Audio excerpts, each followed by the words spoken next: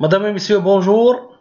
On va essayer de vous proposer une correction pour l'exercice suivant, toujours dans pour notre langage de programmation Python et dans les listes, soit la liste suivante qui se nomme stock, ordinateur de bureau, ordinateur portable, son, caméra, etc. Vous voyez que cette liste se compose de plusieurs types, soit qui est des nombres, soit des nombres de type int ou entier, soit des nombres de A virgule flottants, soit des chaînes de caractères. Dans les questions, afficher la liste stock, créer des listes séparées composées de chaînes et de nombres. Donc on va créer deux autres listes qui se composent de chaînes et de nombres. Compter le nombre d'éléments de chaque liste, trier la liste de chaînes par ordre croissant, trier cinquièmement la liste de chaînes par ordre décroissant et la même chose pour les nombres. Donc on va trier la liste des numéros ou des nombres du plus petit au plus grand. Puis on va le trier, on va trier cette liste de plus grand au plus petit. Allez-y pour commencer. Donc cet exercice il est un peu lent, c'est pourquoi j'ai proposé la correction d'avance. Notre première question, ça sera afficher la liste stock. C'est simple pour l'afficher, je vais utiliser la fonction prédéfinie print, la liste principale stock. Et deuxième question, c'est un peu difficile cette question, c'est créer des listes séparées composées de chaînes et de nombres. Autrement, je vais composer ou décomposer la première liste en deux sous-listes ou deux sous-listes et je vais mettre dans la première liste les chaînes de caractères et dans la deuxième liste les types number, les types int et float. Donc j'ai trois types dans cette liste. C'est pourquoi donc j'ai créé deux nouvelles listes. La première ça sera chaîne et nombre. Et dans nombre ici, je vais mettre les types entiers et les types flottants à virgule. Donc for, je vais utiliser la boucle for pour parcourir cette liste. For élément, chaque élément dans la liste. For élément in stock. Et je vais utiliser l'instruction if pour voir si c'est l'élément parcouru, si c'est un nombre ou de type float ou int ou str. Je vais utiliser la fonction prédéfinie de Python qu'on a vu dans le cours isInstance. On a vu isInstance, elle accepte comme paramètre deux paramètres, l'objet et la liste des infos. Autrement, je vais voir si l'élément parcouru est de type str dans ce cas ou de type int ou de type float. Et on a vu dans le cours que cette fonction retourne true si l'élément, si l'objet est du type test info et false dans le cas contraire.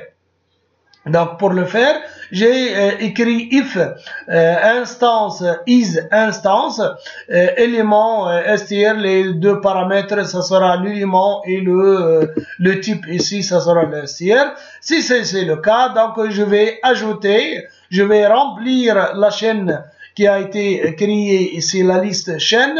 Append, on a vu aussi dans notre exercice la fonction append.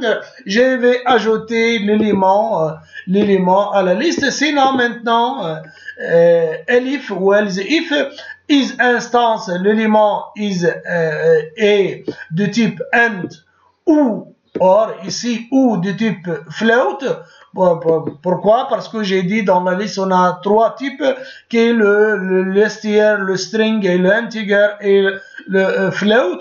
Et si c'est le cas, donc je vais remplir la liste des nombres en éléments par cet élément si il appartient aux integers, au type integer ou du type float. Maintenant, je vais imprimer les deux les deux listes. Donc la liste des chaînes égale chaîne et égale nombre. Troisième question, compter le nombre d'éléments de chaque liste, c'est simple. Je vais utiliser la fonction len pour les deux length, autrement. C'est length qui accepte l'argument. L'argument, ça sera, ou le paramètre, ça sera la liste chaîne, premièrement, deuxièmement, la liste nombre. Pour cela, je vais afficher la longueur de ces deux listes. Maintenant, quatrième question, trier la liste des chaînes par ordre croissant, de A à Z, autrement. Donc, je vais utiliser ici la fonction sort de Python, sort. Je vais utiliser la fonction Python qui accepte comme étant argument le str.lower, le qui égale la liste des chaînes triées de A à Z et ça sera chaîne une fois il a été trié par la fonction prédéfinie sort. Et cinquièmement, trier la liste de chaînes par ordre décroissant maintenant. Et je vais tout simplement ajouter une autre fonction prédéfinie qui est reverse égale à true. Autrement, inverser la liste. Donc, la liste des chaînes triées de A à Z des chaînes et trier la liste des numéros du plus petit au plus grand. Donc, pour la liste, pour le triage des nombres ou des entiers, c'est plus simple. Donc, je vais tout simplement utiliser la même fonction sort ou trier, mais sans paramètre cette fois-ci. Et je vais bien sûr l'imprimer. Finalement, ou septièmement, trier la liste des numéros du plus grand au plus petit. Ça sera, je vais utiliser cette fois-ci reverse égale à true. Et je vais imprimer la liste triée. Maintenant, une fois j'ai terminé, je l'ai fait un peu vite, je vais ici exécuter le programme et voilà, notre programme a été exécuté. Je vais essayer de vous montrer les corrections. Ici, voilà, vous voyez la liste principale.